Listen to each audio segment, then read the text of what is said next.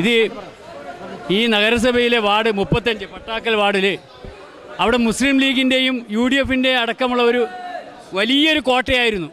ആ കോട്ടക്കകത്താണ് LDFിൻ്റെ പിന്തുണയോടുകൂടി INLൻ്റെ സ്ഥാനാർത്ഥി ശ്രീമതി നജീമ അവിടെ വിജയിച്ചിട്ടുള്ളത്.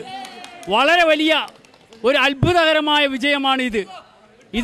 ഈ വിജയം ഞങ്ങളെ സംബന്ധിച്ചിടത്തോളം മുസ്ലിം ലീഗിൽ നിന്ന് അണികൾ കൊഴിഞ്ഞു പോകുന്നു എന്നതിൻ്റെ ഏറ്റവും വലിയ സൂചനയാണ് എന്ന് ഞങ്ങൾ കരുതുന്നു. മാത്രവുമല്ല, കാഞ്ഞങ്ങാട് നഗരസഭയുടെ ഇന്നത്തെ ശോച്യാവസ്ഥ ഇതിന് ജനങ്ങൾ ചുട്ട മറുപടി ഈ തെരഞ്ഞെടുപ്പിൽ കൂടി നൽകിയിരിക്കുകയാണ്. എന്നെ വിജയിപ്പിച്ച എൻ്റെ എല്ലാ വോട്ടർമാർക്കും എൻ്റെ 1000 നന്ദി അർപ്പിക്കുന്നു.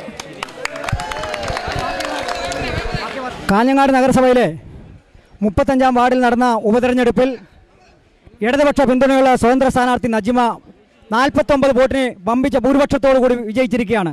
ഈ പ്രദേശം എന്ന് പറയുന്നത് മുസ്ലിം ലീഗിൻ്റെ കോട്ടയാണ്. ആ കോട്ടയിലാണ് ഇടതുപക്ഷ സ്വതന്ത്ര നജിമ വെന്നിക്കൊടി പാറിച്ചിരിക്കുന്നത്. മുസ്ലിം ലീഗിനെ സംബന്ധിച്ചിടത്തോളം ഈ തെരഞ്ഞെടുപ്പോടുകൂടി കേരള രാഷ്ട്രീയത്തിൽ നിന്ന് എന്നേക്കുമായിട്ട് മുസ്ലിം ലീഗ് ഒറ്റപ്പെട്ടുകൊണ്ടിരിക്കുന്നു. അതിന്റെ ഒരു തുടക്കമാണ് ഇന്ന് ഉമ്മൻചാണ്ടി താഴെ ഇറങ്ങാൻ പോകുന്നു. അതിന്റെ ഏറ്റവും വലിയ രാഷ്ട്രീയ മാറ്റമാണ് ഈ കേരളത്തിൽ സംഭവിച്ചുകൊണ്ടിരിക്കുന്നത്. ആ രാഷ്ട്രീയ മാറ്റത്തിന്റെ തുടക്കം ഇതാ കാഞ്ഞങ്ങാട് ആരംഭിക്കുകയാണ്. മുസ്ലിം ലീഗ് എവിടെ ഏത് പാണത്തൂരിലും കാഞ്ഞങ്ങാടും പറഞ്ഞ എല്ലാ തെരഞ്ഞെടുപ്പിലും മുസ്ലിം ലീഗ് ഒറ്റപ്പെട്ടുകൊണ്ടിരിക്കുന്നു.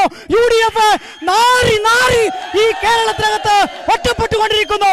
അധികാരത്തിൽ കടിച്ചു തൂങ്ങിയിട്ട് ഉമ്മൻചാണ്ടി ഇങ്ങനെ അവിടെ പിടിച്ചു നിൽക്കാൻ കഴിയാത്ത രീതിയിലേക്ക് കേരള രാഷ്ട്രീയം മാറിക്കൊണ്ടിരിക്കുമ്പോൾ ആ മാറ്റത്തിന് വലിയൊരു പങ്കാണ് കല്ലൂരാവി പുഞ്ചാവി പ്രദേശത്തെ ജനങ്ങൾ വഹിച്ചിരിക്കുന്നത് എന്നതിന്റെ തെളിവാണ് ഈ തെരഞ്ഞെടുപ്പ് എന്ന് പറയാൻ ഞങ്ങൾ ആഗ്രഹിക്കുന്നു. തെരഞ്ഞെടുപ്പിൽ LDFിനെ സ്വതന്ത്ര സ്ഥാനാർത്ഥിയായോ INLയെയും വിജയിപ്പിച്ച മുഴുവൻ ആളുകൾക്കും LDFിന്റെ നന്ദി രേഖപ്പെടുത്തുന്നു. മറ്റൊരു കാര്യം പറയാനുള്ളത്, ഞങ്ങൾ രാഷ്ട്രീയപരമായി LDFും INLും അതുപോലെ ഒന്നിച്ചു നിന്ന് ഞങ്ങളോടൊപ്പം സഹിച്ച സമസ്ത കേരള ജമിയത്തുൽ ഉലമയുടെ പ്രവർത്തകന്മാർ കാന്തപുരം AP അബൂബക്കർ മുസ്ലിയാരെ അനുകൂലിക്കുന്ന സുന്നിയുടെ പ്രബലമായ വിഭാഗം ആ മുഴുവൻ ആളുകൾ ഞങ്ങളോടൊപ്പം സഹകരിച്ചിട്ടുണ്ട്. അവർക്കൊക്കെ ഞങ്ങൾ നന്ദി പറയുന്നു.